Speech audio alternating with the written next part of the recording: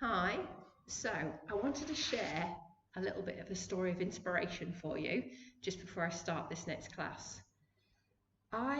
This is one of my patients I had in the NHS. It's only a few months ago, but I particularly remember her because she'd come to me um, awaiting possibly having an ankle replacement because she had really severe osteoarthritis in her ankle, and she didn't really want to do it, but she's had quite a lot of physio before because my job in the NHS, and I suppose even privately, is because I've been doing it a long time. You always get these fancy titles, don't you? Advanced physio practitioner. Basically, I'm older and I've been doing it a long time. So she came to see me in that role because she'd been seeing another physio, and she wasn't going as far as she wanted to do, and she wanted to try something else. So her biggest thing was walking. She had a lot of leg pain, so probably a little bit of sciatica if you imagine leg pain going down the leg. She had pain from the hip.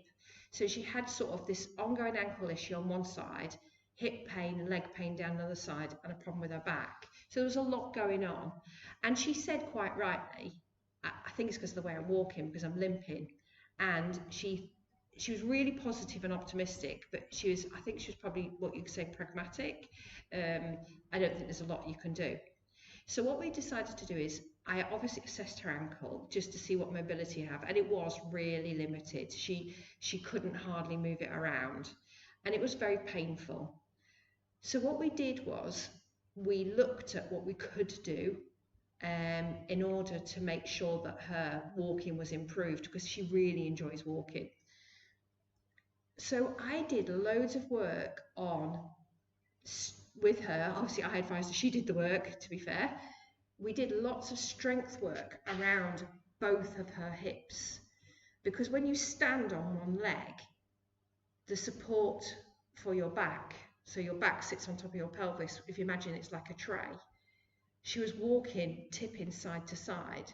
So we did loads of exercises, initially laying on her side, then we did it in sitting, then we did some in standing to strengthen the muscles around her hip, then the muscles around her knee together.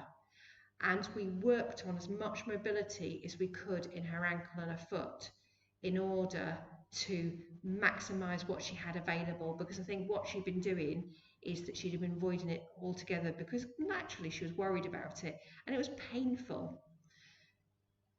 I think initially I changed because she was using a stick in the wrong hand. So if you've got a right ankle problem or right knee or hip, it should be in your left hand, vice versa. And I looked at how she was walking through it. And we did all these exercises. I think we were at it for at least 3 months together, maybe slightly longer.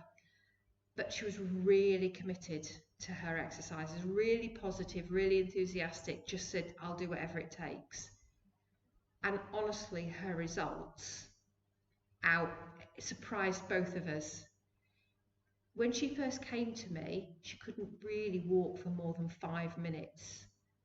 And her standing tolerance was maybe 2 or 3 before she had to sit down. With sheer determination and hard work, and she did exercise every single day, she was walking for over half an hour.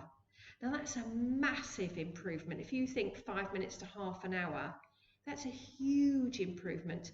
And she was aiming, she could walk for longer, okay, but she tired quicker after about half an hour. She was walking, she said her limp was about 50% better. We'd looked at it, and to me it looked like that as well. Her husband had noticed the difference, her friends had noticed the difference. And she was seeing the consultant about her ankle, and she decided, because her walking was so much better and she really didn't want surgery, that she was going to wait for her surgery to see if she could wait another 6 months of hard work and see if it improved it. So I want you to know, and she's 75, I want you to know how important it is, someone just going to class, important it is to not give up. And I hope that inspires you. See you soon.